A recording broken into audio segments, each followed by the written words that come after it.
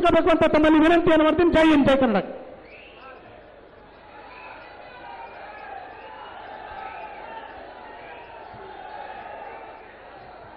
बोलो भारत माता की, भारत माता की. ಭಾರತೀಯ ಜನತಾ ಪಕ್ಷಕ್ಕೆ ನೆಚ್ಚಿನ ಪ್ರಧಾನಿ ನರೇಂದ್ರ ಮೋದಿಜಿ ಅವರಿಗೆ, ನಮ್ಮ ನೆಚ್ಚಿನ ರಾಷ್ಟ್ರೀಯ ಅಧ್ಯಕ್ಷರಾದ ಜೆ.ಪಿ. ನಡ್ಡಾಜಿ ಅವರಿಗೆ, ಬೋಲೋ ಭಾರತ್ ಮಾತಾ ಕಿ. ನಮ್ಮ ನಾಯಕರಾದಂತಹ ಸನ್ಮಾನ್ಯ ಬಿ.ಎಸ್. ಯಡಿಯೂರಪ್ಪ ಅವರಿಗೆ, ಎಲ್ಲ ಆತ್ಮೀಯ ಸುಮ್ಮನಿರಬೇಕು, ಎಲ್ಲ ಆತ್ಮೀಯ ಬಂಧುಗಳೇ, ಬೇಲೂರಿನಲ್ಲಿ ಇವತ್ತು ನೀವು ಸೇರಿರುವಂತಹ ಸಂಖ್ಯೆಯನ್ನು ನೋಡಿದಾಗ ಮುಂಬರುವ ವಿಧಾನಸಭೆಯ ಚುನಾವಣೆಯಲ್ಲಿ ದೊಡ್ಡ ಬದಲಾವಣೆ ಈ ಕ್ಷೇತ್ರದಲ್ಲಿ ಆಗಲಿದೆ. ಭಾರತೀಯ ಜನತಾ ಪಕ್ಷದ ಕಮಲ 100ಕ್ಕೆ 100 ಅರಳಲಿದೆ ಅನ್ನುವಂತಹ ಮಾತನ್ನ ಪ್ರಾರಂಭದಲ್ಲಿ ನಾನು ಹೇಳಕ್ಕೆ ಇಚ್ಛೆಪಡ್ತೇನೆ.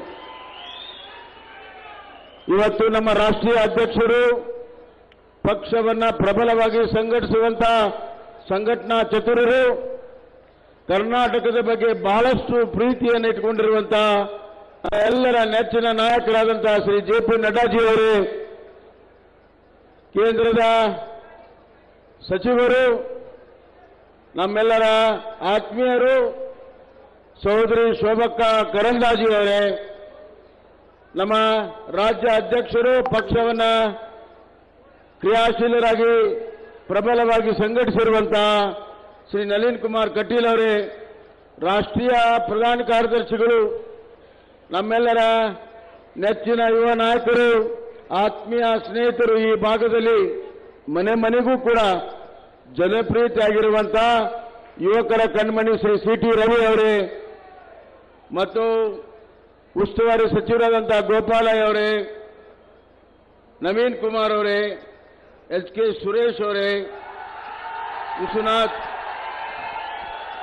ಮಾಜಿ ಶಾಸಕರು ಸಕಲೇಶ್ಪುರ ವಿಶ್ವನಾಥ್ ಅವರೇ,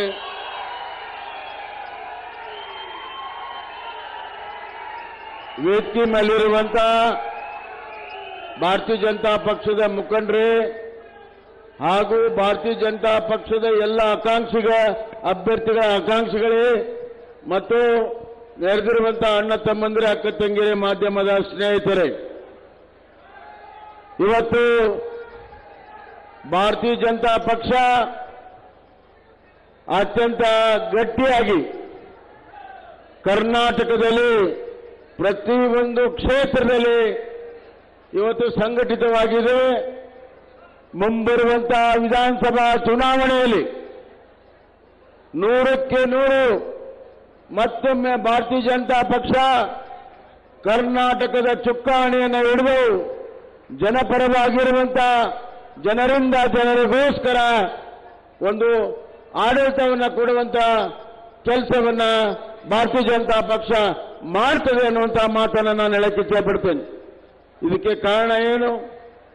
5 ವರ್ಷ ನೀವು ಕಾಂಗ್ರೆಸ್ಗೆ ಅವಕಾಶವನ್ನು ಮಾಡಿಕೊಟ್ಟಿದ್ರಿ. 2013ರಿಂದ 2018ರವರೆಗೂ 1.5 ವರ್ಷ ಸಮ್ಮಿಶ್ರ ಸರ್ಕಾರಕ್ಕೆ ಅವಕಾಶವನ್ನು ಮಾಡಿಕೊಟ್ಟಿದ್ರಿ. 3 ವರ್ಷ ಈಗ ಭಾರತೀಯ ಜನತಾ ಪಕ್ಷದ ಆಡಳಿತವನ್ನು ತಾವು ನೋಡಿದ್ದೀರಿ. ಹಲವಾರು ಸಮಸ್ಯೆಗಳು, ದಶಕಗಳಿಂದಿರುವಂತಹ ಸಮಸ್ಯೆಗಳನ್ನ ಕಗ್ಗಂಟಾಗಿ ಇಟ್ಟು ಕರ್ನಾಟಕದ ಪ್ರಗತಿ, ಹಾಸನದ ಪ್ರಗತಿ, ಬೇಲೂರಿನ ಪ್ರಗತಿ ಕುಂಠಿತವಾಗಿ ಸಾಗ್ತಾ ಇತ್ತು. ಅವೆಲ್ಲವನ್ನು ಇವತ್ತು ಹೊರದಾಕಿ ಎಲ್ಲ ಕ್ಷೇತ್ರಗಳಲ್ಲಿ ಸಾವಿರಾರು ಕೋಟಿ ರೂಪಾಯಿ ಅಭಿವೃದ್ಧಿಯ ಇವತ್ತು ಚಾಲನೆ ಆಗ್ತಾ ಇದ್ರೆ ಅದಕ್ಕೆ ಭಾರತೀಯ ಜನತಾ ಪಕ್ಷದ ಸರ್ಕಾರಗಳು ಕಾರಣ. ಸನ್ಮಾನ್ಯ ನರೇಂದ್ರ ಮೋದಿಜಿ, ನಮ್ಮ ನೆಚ್ಚಿನ ಪ್ರಧಾನಮಂತ್ರಿಗಳೇ ಕಾರಣ ಅನ್ನುವಂತಹ ಮಾತನ್ನು ನಾನು ಹೇಳಕ್ಕೆ ಇಚ್ಛೆ ಪಡ್ತೇನೆ. ಬಂಧುಗಳೇ, ಇವತ್ತು ಭಾರತೀಯ ಜನತಾ ಪಕ್ಷ ಬೂತ್ ಮಟ್ಟದಿಂದ ಹಿಡಿದು ರಾಜ್ಯ ರಾಷ್ಟ್ರ ಮಟ್ಟದಲ್ಲಿ ಅತಿ ಹೆಚ್ಚು ಸದಸ್ಯರನ್ನು ಹೊಂದಿರುವಂತಹ ಒಂದು ಸಂಘಟಿತವಾಗಿರುವಂತಹ ಪಕ್ಷ.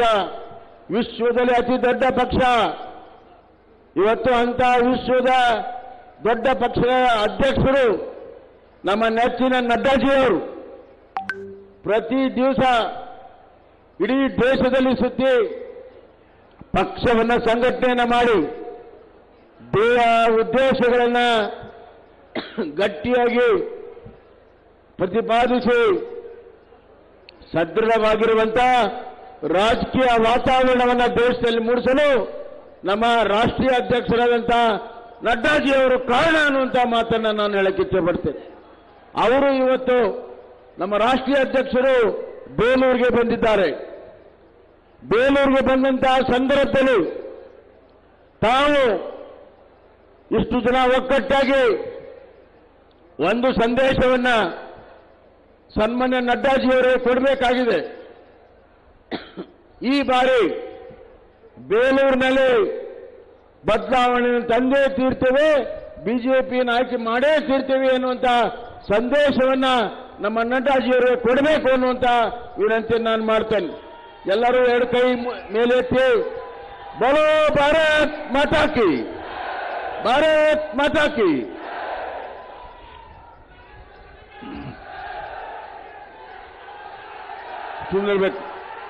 ಸುಮ್ಮನೆ ಇರಬೇಕು.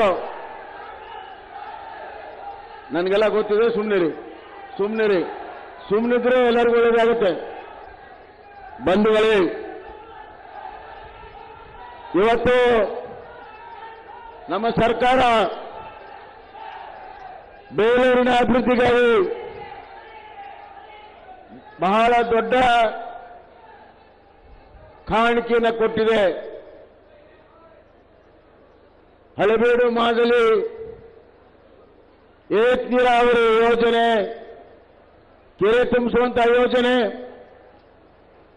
ಅದನ್ನ ಪ್ರಾರಂಭ ಮಾಡಿದ್ದು ಮೊದಲನೇ ಬಾರಿ ನಮ್ಮ ನಾಯಕರಾದಂಥ ಯಡಿಯೂರಪ್ಪನವರು ಮುಖ್ಯಮಂತ್ರಿ ಆದಾಗ, ನಾನು ನೀರಾವರಿ ಸಚಿವ ಇದ್ದಾಗ ಹಳೆಬೀಡು ಮಾದಳ್ಳಿ ಕೆರೆ ತುಂಬಿಸುವಂತ ಯೋಜನೆ 3 ದಶಕಗಳಿಂದ ಆಗಿರಲಿಲ್ಲ. ಅದಕ್ಕೆ ಚಾಲನೆಯನ್ನ ಕೊಟ್ಟು ಆ ಕೆರೆ ತುಂಬಿಸುವಂತ ಯೋಜನೆಯನ್ನ ನಾವು ಇವತ್ತು ಪೂರ್ಣ ಮಾಡಿದ್ದೇವೆ. ಆ ಭಾಗದ ಜನರಿಗೆ ಯಾವುದು ಬರಗಾಲ ಪೀಡಿತ ಅಂತಿದ್ರು ಅದಕ್ಕೆ ನೀರನ್ನ ಕೊಡುವಂತ ಕೆಲಸ ಸನ್ಮಾನ್ಯ ಯಡಿಯೂರಪ್ಪನವರು ಭಾರತೀಯ ಜನತಾ ಪಕ್ಷ ಮಾಡಿದೆ ಅನ್ನುವಂತ ಮಾತನ್ನ ನಾನು ಹೇಳ್ತಾ ಇದ್ದೇನೆ. ಅದೇ ರೀತಿ ರನ್ಘಟ್ಟ ಯೋಜನೆ, ಅದಕ್ಕೋಸ್ಕರ ಒಂದು ದೊಡ್ಡ ಚಳವಳಿ ನಡೀತಾ ಇತ್ತು ಇಲ್ಲಿ. ಪರಮ ಪೂಜ್ಯ ಸ್ವಾಮೀಜಿಯವರ ನೇತೃತ್ವದಲ್ಲಿ ಆ ಸಂದರ್ಭದಲ್ಲಿ ನಾವೆಲ್ಲ ವಿರೋಧ ಪಕ್ಷದಲ್ಲಿದ್ವಿ. ನಾವೆಲ್ಲ ಇಲ್ಲಿ ಬಂದು ನಮಗೆ ಆಶ್ವಾಸನೆಯನ್ನ ಕೊಟ್ಟಿದ್ವಿ. ನಮ್ಮ ಪಕ್ಷ ಅಧಿಕಾರಕ್ಕೆ ಬಂದರೆ ರಣಘಟ್ಟ ಯೋಜನೆಯನ್ನ ಪೂರ್ಣ ಮಾಡ್ತೇವೆ ಅನ್ನುವಂತ ಆಶ್ವಾಸನೆಯನ್ನು ನಾನು ಕೊಟ್ಟಿದ್ವಿ.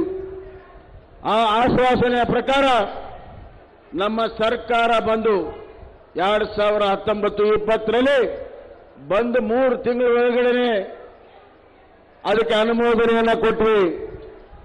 ಮೊದಲನೇ ಹಂತದಲ್ಲಿ 12 ಕೋಟಿ ಬಿಡುಗಡೆ ಆದರೆ ಈಗ 190 ಕೋಟಿಯಷ್ಟು ಒಟ್ಟು ಹಣವನ್ನು ಮಾಡಿ ಈಗ ರಣಘಟ್ಟ ಯೋಜನೆ ಪೂರ್ಣ ಆಗುವಂತ ಒಂದು ಸ್ಥಿತಿಗೆ ಬಂದಿದ್ರೆ ಅದಕ್ಕೆ ಭಾರತೀಯ ಜನತಾ ಪಕ್ಷವೇ ಕಾರಣ ಅನ್ನುವಂತ ಮಾತನ್ನ ಹೇಳಕ್ಕೆ ಇಚ್ಛೆಪಡ್ತೀವಿ.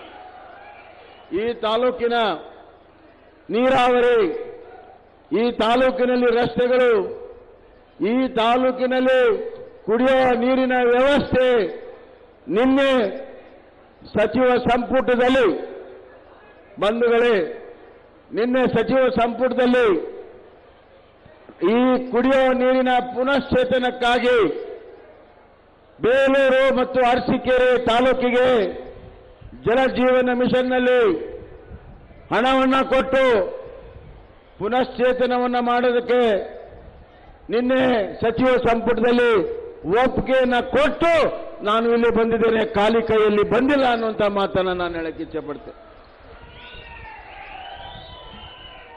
ಸುಮಾರು 1800 ಕೋಟಿ ರೂಪಾಯಿಯಷ್ಟು ಕಳೆದ 3 ವರ್ಷದಲ್ಲಿ ಅನುಮೋದನೆಯನ್ನ ಅಷ್ಟೇ ಅಲ್ಲ ಅದು ಅನುಷ್ಠಾನವನ್ನು ಮಾಡುವಂತಹ ಕೆಲಸವನ್ನು ನಾವು ಮಾಡ್ತಾ ಇದ್ದೇವೆ. ಹಿಂದೆ ಸಮ್ಮಿಶ್ರ ಸರ್ಕಾರ ಇದ್ದಾಗ ಯಾವುದೇ ಹಣವನ್ನು ಇಡದೆ ಕೇವಲ ಕಾರ್ಯಕ್ರಮ ಘೋಷಣೆಯನ್ನ ಮಾಡಿ ಹೋಗಿದ್ರು. ಅದು ಯಾರಿಗೂ ಕೂಡ ಇವತ್ತು ಉಪಯೋಗ ಆಗಲಿಲ್ಲ. ಅವರು ಘೋಷಣೆ ಮಾಡಿದ್ದು ಹೊಸ ಯೋಜನೆಗಳಿಗೆ ಹಣವನ್ನ ಕೊಟ್ಟಿದ್ದು ಭಾರತೀಯ ಜನತಾ ಪಕ್ಷದ ಸರ್ಕಾರ ಅನ್ನುವಂಥ ಮಾತನ್ನು ನಾನು ಹೇಳಕ್ಕೆ ಇಚ್ಛೆ ಪಡ್ತೇನೆ. ಅದೇ ರೀತಿ ಹಳೆಬೀಡು ಬೇಲೂರು ಇದೊಂದು ಹೆರಿಟೇಜ್ ಟೂರಿಸಂ ಸ್ಪಾಟ್. ಈಗಾಗಲೇ ತಾತ್ಕಾಲಿಕವಾಗಿ ಯುನೆಸ್ಕೋದಲ್ಲಿದೆ.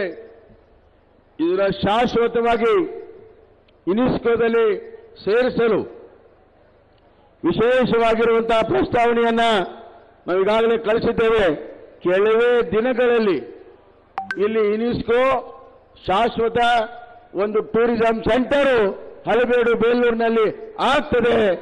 ವಿದೇಶದಿಂದ ಲಕ್ಷಾಂತರ ಜನ ಟೂರಿಸಂಗೆ ಇಲ್ಲಿ ಬಂದು ಬೇಲೂರಿನ ಸಮಗ್ರ ಅಭಿವೃದ್ಧಿ ಅದರ ಮುಖಾಂತರ ಆಗಲಿದೆ ಅನ್ನುವಂತಹ ಮಾತನ್ನು ನಾನು ಹೇಳಕ್ಕೆ ಇಚ್ಛೆ ಪಡ್ತೇನೆ. ಹೀಗೆ ಹಾಸನ ಜಿಲ್ಲೆಯ ಏರ್ಪೋರ್ಟ್ ಇರಬಹುದು, ಹಾಸನ ಜಿಲ್ಲೆಯ ನೀರಾವರಿ ಇರಬಹುದು, ಎಲ್ಲದರಲ್ಲೂ ಕೂಡ ಹೇಮಾವತಿ ವಿಚಾರ ಇರಬಹುದು, ಯಗಚಿ ವಿಚಾರದಲ್ಲಿರಬಹುದು, ಇವತ್ತು ಶಾಶ್ವತವಾಗಿ ಕುಡಿಯುವ ನೀರಿನ ವ್ಯವಸ್ಥೆ ಇರಬಹುದು. ಹಿಂದಿನ ಕುಡಿಯುವ ನೀರಿನ ಯೋಜನೆಯಲ್ಲಿ ಯಗಚಿಯಿಂದ 7 ತಿಂಗಳು ಮಾತ್ರ ನೀರು ಸಿಗ್ತಾ ಇತ್ತು. ಈಗ 5 ತಿಂಗಳು ಹೇಮಾವತಿಯಿಂದ ಕೂಡ ಬೇಲೂರಿಗೆ ನೀರು ಕೊಡುವಂತಹ ವ್ಯವಸ್ಥೆ, ಆ ನಿರ್ಣಯ ಭಾರತೀಯ ಜನತಾ ಪಕ್ಷ ಸರ್ಕಾರ ಮಾಡಿದೆ ಅನ್ನುವಂತಹ ಮಾತನ್ನು ನಾನು ಹೇಳಕ್ಕೆ ಇಚ್ಛೆ ಪಡ್ತೀನಿ. ಅದೇ ರೀತಿ ಈ ಭಾಗದ ಕಾಫಿ ಬೆಳೆಗಾರರಿಗೆ ಒಂದು ಒಳ್ಳೆಯ ಸುದ್ದಿಯನ್ನು ನಾನು ತಂದಿದ್ದೇನೆ. ಕಾಫಿ ಬೆಳೆಗಾರರ ಭೂಮಿಯ ಬಗ್ಗೆ ಹಲವಾರು ದಿವಸಗಳಿಂದ ಬಹಳ ದೊಡ್ಡ ಆತಂಕ ಇತ್ತು ಇಲ್ಲಿ ಕಾಫಿ ಬೆಳೆಗಾರರಿಗೆ. ಅದನ್ನು ಲೀಸ್ ಮೇಲೆ ಕೊಡುವಂತ ಒಂದು ಕಾನೂನನ್ನು ತಂದು ನೋಟಿಫಿಕೇಶನ್ ಅನ್ನು ಮಾಡಿ ಇವತ್ತು ರೂಲ್ಸ್ ಕೂಡ ಮಾಡ್ತಾ ಇದ್ದೇವೆ. ಸಾವಿರಾರು ಜನ ಕಾಫಿ ಬೆಳೆಗಾರರಿಗೆ ಇದಕ್ಕೆ ದೊಡ್ಡ ಪ್ರಮಾಣದ ಅನುಕೂಲ ಆಗ್ತದೆ.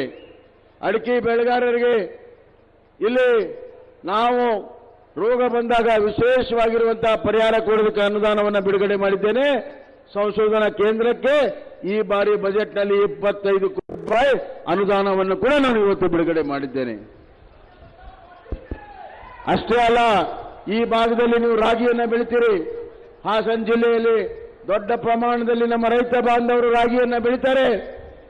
ಹಿಂದಿನ ಯಾವುದೇ ಸರ್ಕಾರ ರಾಗಿಯನ್ನು ಕೊಂಡುಕೊಳ್ಳುವಂತಹ ಯೋಜನೆ ಇರಲಿಲ್ಲ.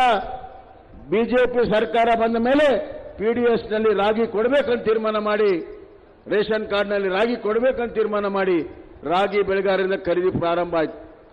ಕಳೆದ ವರ್ಷ ನಮ್ಮ ನೆಚ್ಚಿನ ಪ್ರಧಾನಮಂತ್ರಿ ನರೇಂದ್ರ ಮೋದಿಜಿಯವರು 3,200ಕ್ಕಿಂತ ಹೆಚ್ಚು ಎಂಎಸ್ಪಿ ರೇಟ್ ಅನ್ನು ಕೊಟ್ಟರು.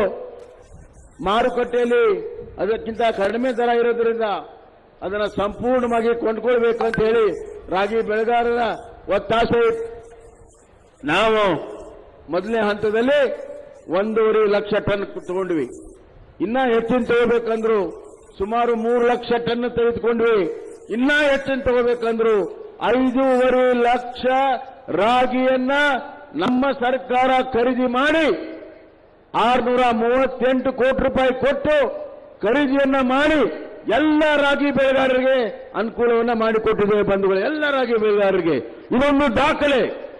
ಇದೊಂದು ದಾಖಲೆ. ರಾಗಿ ಬೆಳೆಗಾರರಿಗೆ ಅನುಕೂಲ, ಅಡಿಕೆ ಬೆಳೆಗಾರರಿಗೆ ಅನುಕೂಲ, ಕಾಫಿ ಬೆಳೆಗಾರರಿಗೆ ಅನುಕೂಲ, ನೀರಾವರಿ, ಸಮಗ್ರ ಅಭಿವೃದ್ಧಿ ಮತ್ತು ಟೂರಿಸಂ, ಈ ಎಲ್ಲವನ್ನು ಕೂಡ ಇವತ್ತು ಮಾಡಿರುವಂತಹದ್ದು ಭಾರತೀಯ ಜನತಾ ಪಕ್ಷ. ಹೀಗಾಗಿ ಈ ಎಲ್ಲ ವಿಷಯಗಳನ್ನ ಮನೆ ಮನೆಗೆ ಹೋಗಿ ತಿಳಿಸಿ ತಾವು ಮತ್ತೊಮ್ಮೆ ಇಲ್ಲಿ ಭಾರತೀಯ ಜನತಾ ಪಕ್ಷವನ್ನು ಆಯ್ಕೆ ಮಾಡಬೇಕು. ಬಂಧುಗಳೇ, ಒಂದು ಕಳಕಳಿ ವಿನಂತಿಯನ್ನು ನಾನು ಮಾಡ್ತೇನೆ. ಜಾತಿ ಮತ ಪಂಥವನ್ನು ನೋಡಕ್ ಹೋಗ್ಬೇಡಿ. ಯಾರು ನಮಗೆ ಕಷ್ಟದಲ್ಲಿ ಆಗ್ತಾರೆ ಅವರೇ ನಮ್ಮವರು. ಯಾರು ನಮ್ಮ ಕಷ್ಟದಲ್ಲಿ ಆಗ್ತಾರೆ ಅವರು ನಮ್ಮವರು. ನಾವೇ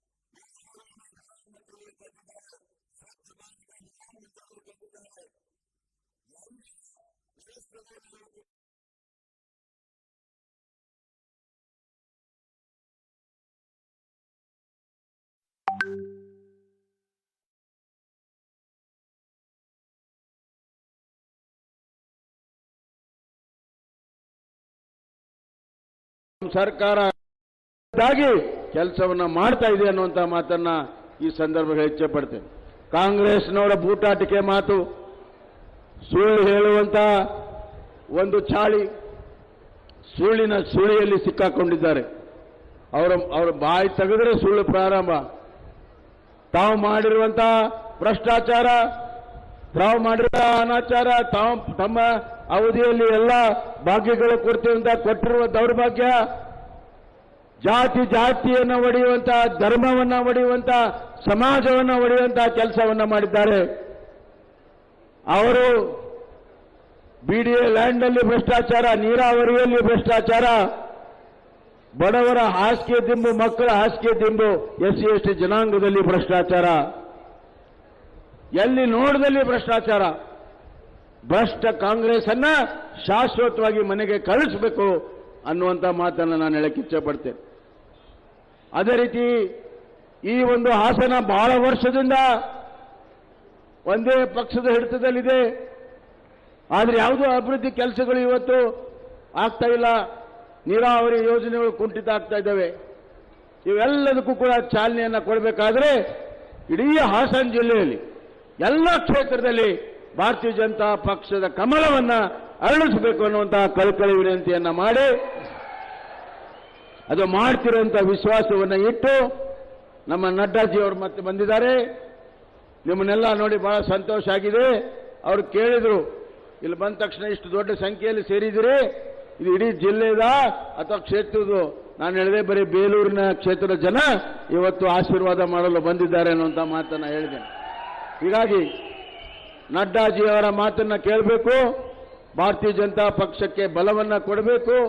ತಾವೆಲ್ಲರೂ ಪ್ರತಿಯೊಬ್ಬರೂ ಕೂಡ ಮನೆ ಮನೆಗೆ ಹೋಗಿ ಎಲ್ಲರ ಮನಸ್ಸನ್ನ ಗೆದ್ದು ನಾವು ಮಾಡಿರುವಂತಹ ಕಾರ್ಯಕ್ರಮದ ರಿಪೋರ್ಟ್ ಕಾರ್ಡ್ ಅನ್ನು ಇಟ್ಟು ಮತ್ತೊಮ್ಮೆ ಭಾರತೀಯ ಜನತಾ ಪಕ್ಷಕ್ಕೆ ಬೇಲೂರಿನಲ್ಲಿ ವಿಜಯಶಾಲಿ ಮಾಡಬೇಕು. ಒಂದು ಕೊನೆ ಮಾತನ್ನು ಹೇಳ್ತೀನಿ. ನಮ್ಮ ರಾಷ್ಟ್ರೀಯ ಅಧ್ಯಕ್ಷ ನಡ್ಡಾಜಿಯವರು ಬಂದಿದ್ದಾರೆ. ಒಂದು ನಿಮಿಷ, ನಮ್ಮ ರಾಷ್ಟ್ರೀಯ ಅಧ್ಯಕ್ಷ ನಡ್ಡಾಜಿಯವರು ಬಂದಿದ್ದಾರೆ.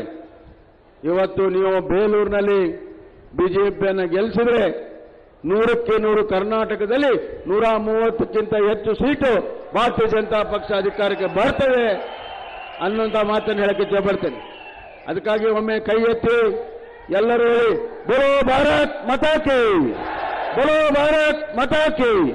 ನೆಚ್ಚಿನ ಪ್ರಧಾನಿ ನರೇಂದ್ರ ಮೋದಿಜಿ ಅವರಿಗೆ, ನಮ್ಮ ನಾಯಕರಾದಂಥ ಯಡಿಯೂರಪ್ಪನವರಿಗೆ, ನಮ್ಮ ರಾಷ್ಟ್ರೀಯ ಅಧ್ಯಕ್ಷರಾದ ನಡ್ಡಾಜಿ ಅವರಿಗೆ, ಭಾರತೀಯ ಜನತಾ ಪಕ್ಷಕ್ಕೆ, ಸಮಗ್ರ ಬೇಲೂರಿನ ಅಭಿವೃದ್ಧಿಗಾಗಿ ಭಾರತೀಯ ಜನತಾ ಪಕ್ಷಕ್ಕೆ ಬಿಜೆಪಿಯ ಭರವಸೆ, ಬಿಜೆಪಿಯ ಭರವಸೆ, ಬಿಜೆಪಿಯ ಭರವಸೆ.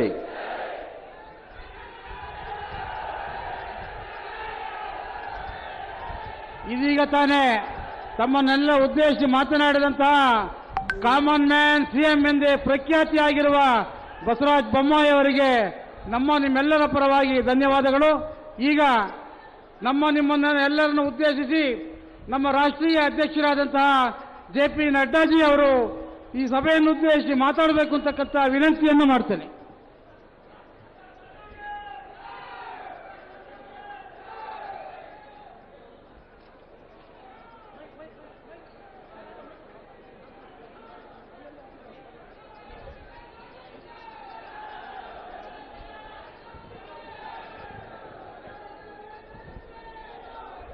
बोलिए भारत माता की, हेलो।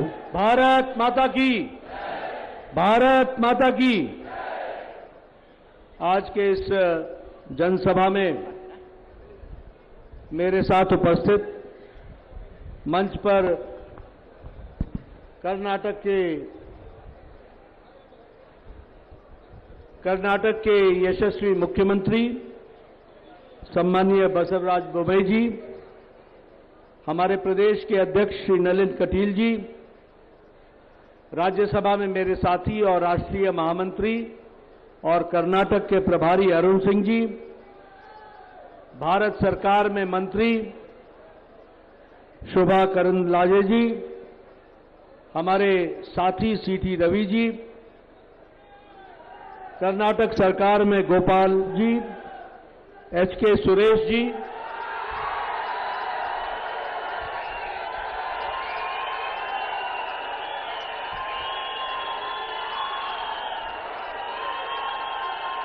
और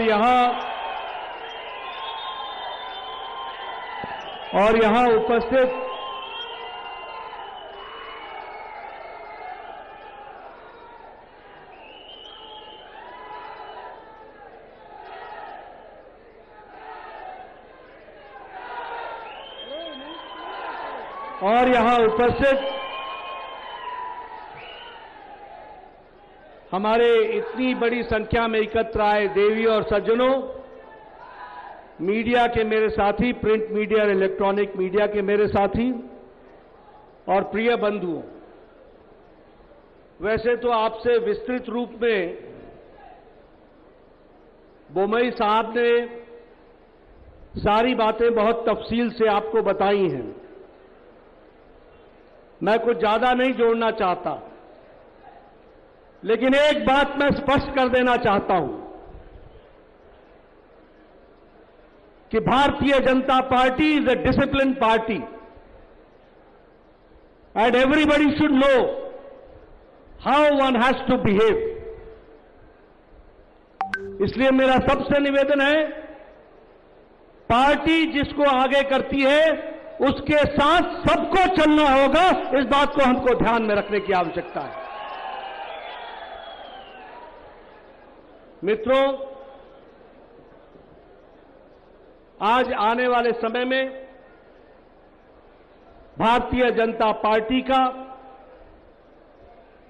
जो देश में, दुनिया में समर्थन बढ़ रहा है, प्रदेश में समर्थन बढ़ रहा है, उसकी बारीकियों को हम सबको समझने की आवश्यकता है।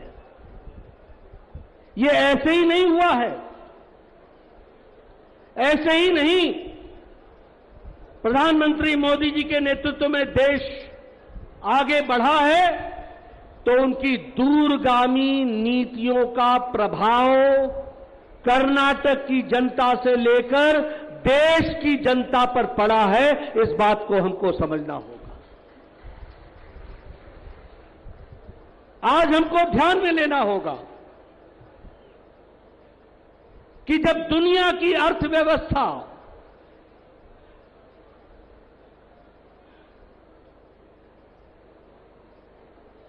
कोरोना के बाद अमेरिका को हिला देती है, यूरोप को लड़खड़ा देती है, ऑस्ट्रेलिया जैसे देश विकास के लिए आगे बढ़ने का प्रयास करते हैं, ऐसी परिस्थिति में यूक्रेन के युद्ध का सप्लाई चेन की समस्या भी आती है। सारे देश मुसीबत में पड़ते हैं, लेकिन भारत मोदी जी के नेतृत्व में विकास दर में 7.4% के हिसाब से आगे बढ़ने लगता है और मजबूत तरीके से खड़ा होता है। इसको हमको समझना होगा। बाकी देश इस मामले में मुसीबत में पड़ते हैं। अगर मैं बात करूं तो आज ऑटोमोबाइल इंडस्ट्री में भारत जापान को पछाड़ करके तीसरे नंबर पर खड़ा है। अगर मैं बात करूं तो इस्पात, स्टील के प्रोडक्शन में भारत चौथे नंबर से बढ़कर के अब दूसरे नंबर पर खड़ा है।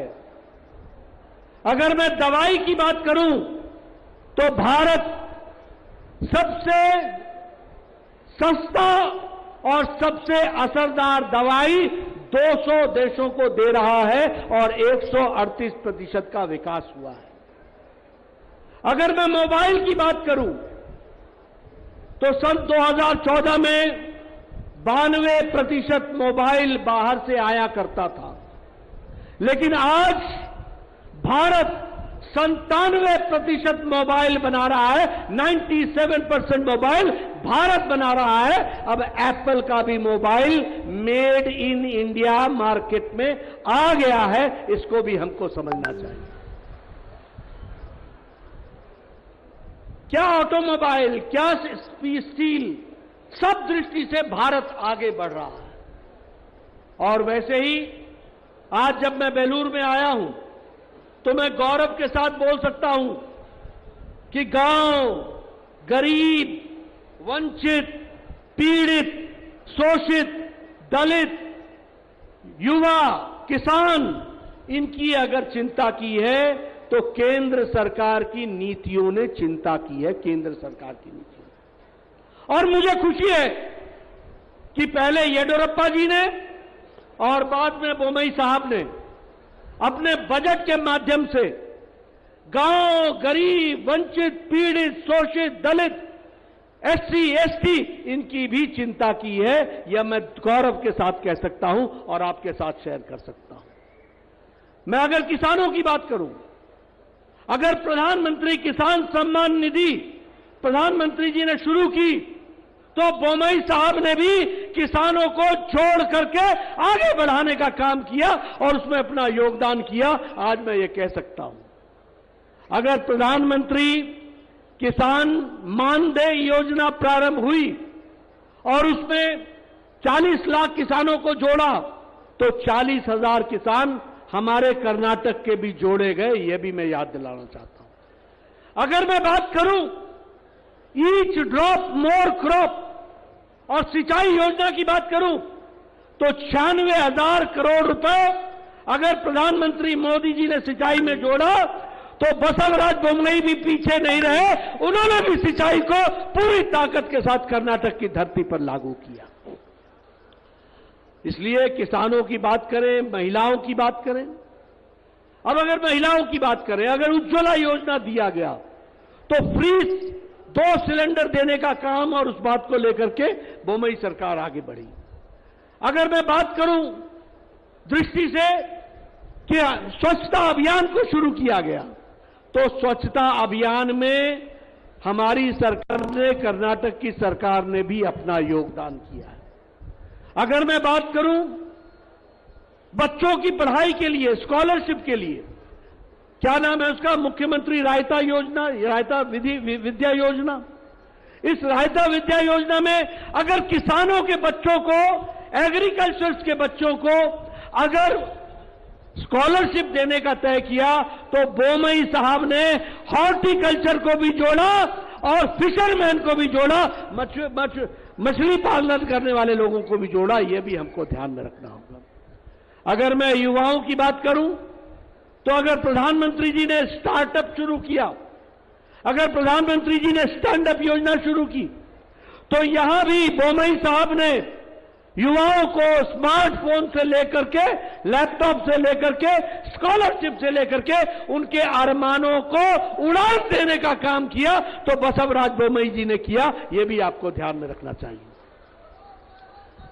अगर मैं महिलाओं की बात करूं और बच्चियों की बात करूं तो उनको शिक्षा के लिए स्कॉलरशिप देना, उनके स्कॉलरशिप के साथ साथ उनको प्रोफेशनल डिग्री के लिए जोड़ना, उनको मुफ्त शिक्षा देने की व्यवस्था करना, उनको स्कूल में लाने की व्यवस्था करना, यह अगर करने का काम किया तो बसवराज बोम्मई जी ने इसको अक्षरशः लागू करके दिया है। यह मैं गौरव के साथ कह सकता हूं। और मुझे खुशी है कि इस बार का बजट जो मुख्यमंत्री जी ने रखा है वह बजट युवाओं को ताकत देता है, वह बजट किसानों को अधिकार देता है, वह बजट हमारे महिलाओं को विकसित होने के लिए आर्थिक सबलता देता है।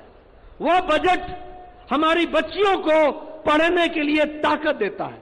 वह बजट हमारी बच्चियों को स्कूल जाने के लिए सुविधा प्रदान करता है। वह बजट हमारी बच्चियों को टेक्निकल एजुकेशन लेने के लिए ताकत देता है, आर्थिक मदद देता है। इस बात को हमको समझना चाहिए।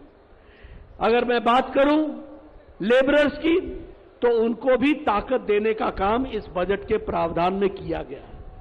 और इसीलिए मैं आपको एक ही बात कहने आया हूं कि मित्रों, मैं ज्यादा समय नहीं लूंगा, लेकिन एक बात आपको बता देना चाहता हूं कि कर्नाटक का भला और कर्नाटक की जनता का भला और कर्नाटक के सभी वर्गों का भला, कर्नाटक में दलित भाइयों का भला, कर्नाटक में हमारे एसटी भाइयों का भला, फिर चाहे रिजर्वेशन देने की बात हो, उनका रिजर्वेशन बढ़ाने की बात हो, सारी बातें बसवराज बोम्मई जी ने कर्नाटक की धरती पर पूरा करके दिया है। ये मैं दावे के साथ कह सकता हूं, ये मैं वायदे के साथ कह सकता हूं। इसलिए मैं आपसे एक ही निवेदन करने आया हूं कि कर्नाटक के समाज को विकास के साथ जोड़ना, यह हमारा उद्देश्य है।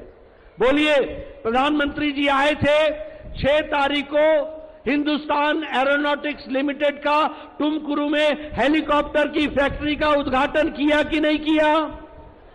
किया कि नहीं किया? 75% हेलीकॉप्टर इंडस्ट्री का काम कर्नाटक की धरती पर होगा, ये आपको ध्यान में रखना चाहिए। बताइए, 25% स्पेस क्राफ्ट का काम कर्नाटक की धरती पर हो रहा है कि नहीं हो रहा है? बताइए, 9 लाख करोड़ रुपए कर्नाटक की धरती पर इन्वेस्टमेंट हो रहा है, फॉरेन डायरेक्ट इन्वेस्टमेंट हो रहा है कि नहीं हो रहा है? आपको जानकर खुशी होगी कि कर्नाटक फॉरेन डायरेक्ट इन्वेस्टमेंट में नंबर 1 पर आकर के खड़ा है। इसको भी आपको ध्यान में रखना होगा। और अभी प्रधानमंत्री जी पिछले नवंबर में आए थे, उन्होंने केम्पेगौड़ा का टर्मिनल का, बेंगलोर में टर्मिनल 2 का उद्घाटन किया। 5,000 करोड़ रुपए का टर्मिनल बनकर के तैयार हुआ।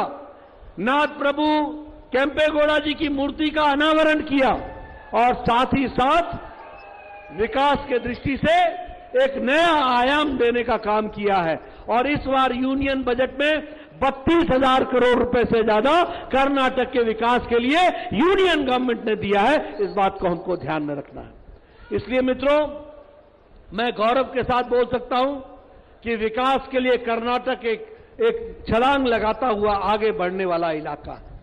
लेकिन मैं यहां यह भी बोलना चाहता हूं और पत्रकार बंधुओं को चाहूंगा कि मेरी बात को जरूर लिखना या आगे बताना। और वो बात क्या है कि जब कांग्रेस पार्टी आती है तो समाज में बिखराव आता है। जब कांग्रेस पार्टी आती है तो फूट करो और राजनीति करो, यह उसका उद्देश्य बन जाता है। Divide and rule, this is the basic trait of Congress politics.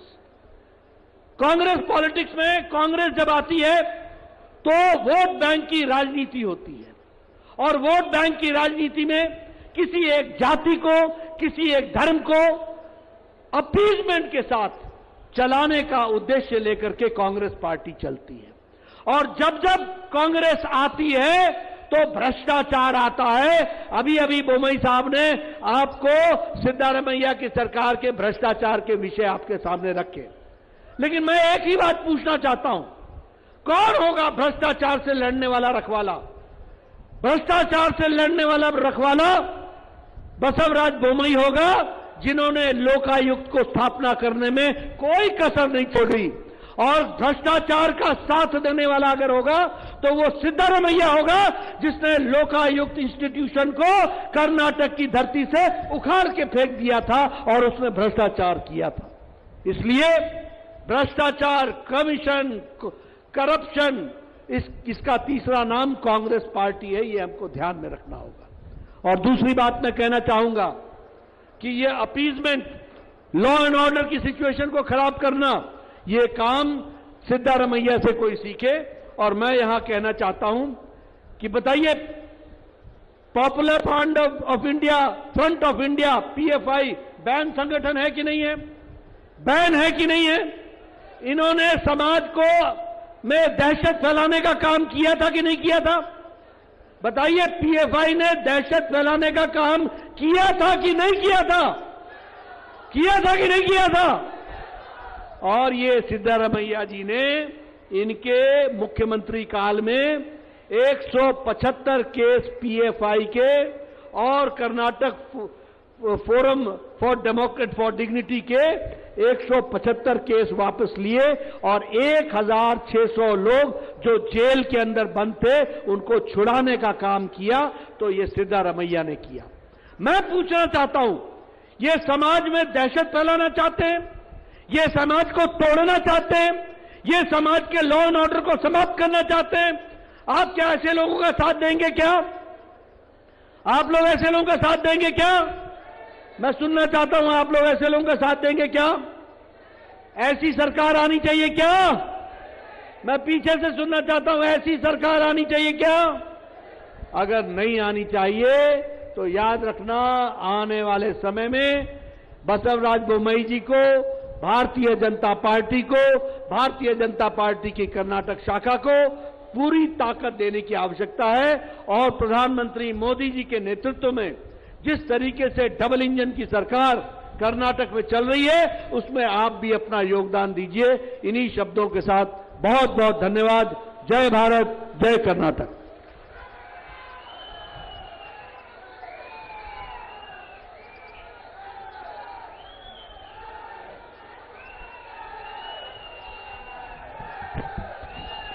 ಇಷ್ಟೊತ್ತು ನಮಗೆಲ್ಲ ಈ ದೇಶದ ಮತ್ತು ರಾಜ್ಯದ ಪ್ರತಿಯೊಂದು ಅಭಿವೃದ್ಧಿಯನ್ನು ಡಬಲ್ ಇಂಜಿನ್ ಸರ್ಕಾರದ ಮತ್ತು ಸಂಘಟನಾತ್ಮಕ